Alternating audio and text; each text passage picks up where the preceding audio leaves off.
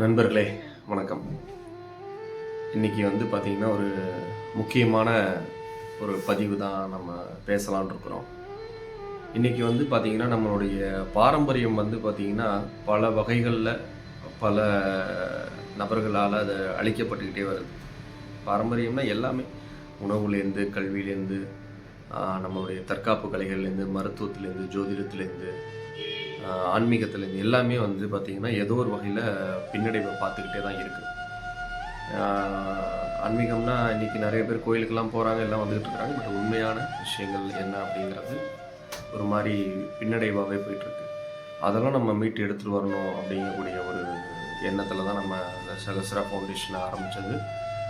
இப்போ பார்த்திங்கன்னா நம்ம ஒரு முக்கியமான விஷயத்தை நம்ம ஷேர் பண்ணுறதுக்கு தான் நான் இந்த பதிவு போடுறேன்.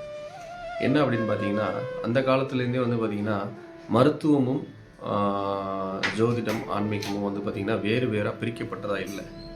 எல்லாமே பார்த்திங்கன்னா ஒரு இன்டகிரேட்டடாக தான் இருந்திருக்கு. அதாவது அன்றைய காலத்தில் ஒரு மருத்துவம், அதாவது ஒரு மருத்துவர்கள் இருக்கிறாங்க அப்படின்னா அவங்க பார்த்திங்கன்னா இந்த வானியல் சாஸ்திரம் பார்த்து தான் அந்த நோயாளிக்கு மருந்து கொடுக்கறது.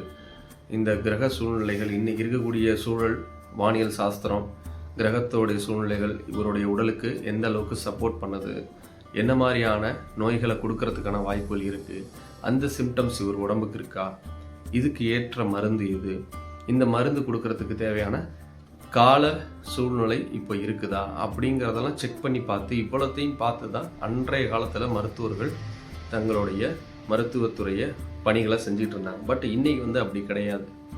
எல்லாமே தலைகீழ மாறி போச்சு. ஓகேங்களா? நம்ம அந்த பாரம்பரியமான ஒரு மருத்துவ முறையை நம்ம மீட்டெடுக்கலாம் அப்படிங்கக்கூடிய ஒரு முயற்சியில் தான் நம்ம ஈடுபட்டுருக்குறோம்.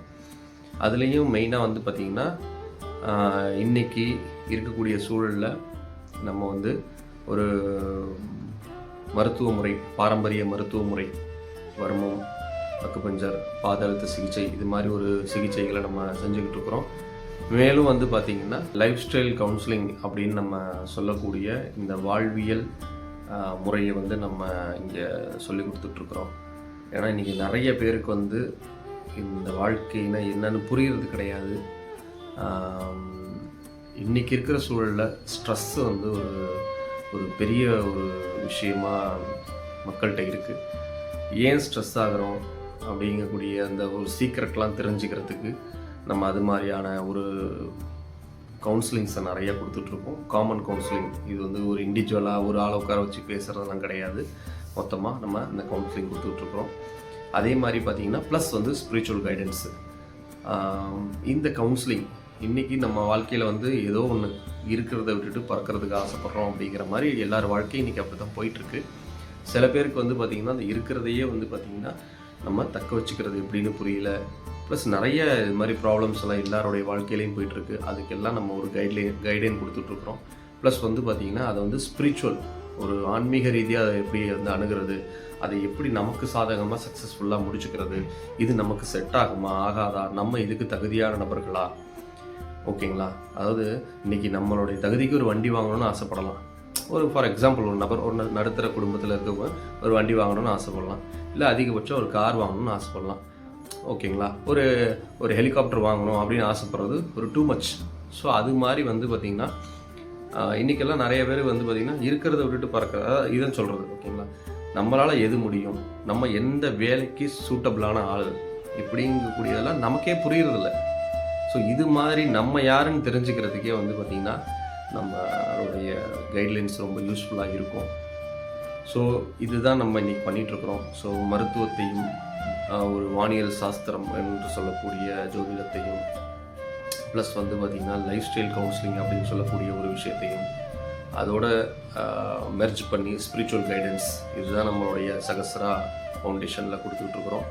தொடர்ச்சியாக நமக்கு நிறைய மக்கள் ஆதரவு கொடுத்துக்கிட்டு இருக்கிறாங்க. மேலும் இன்னும் நிறைய பேர் கொடுக்கணும் அப்படிங்கிறத எதிர்பார்க்குறேன்.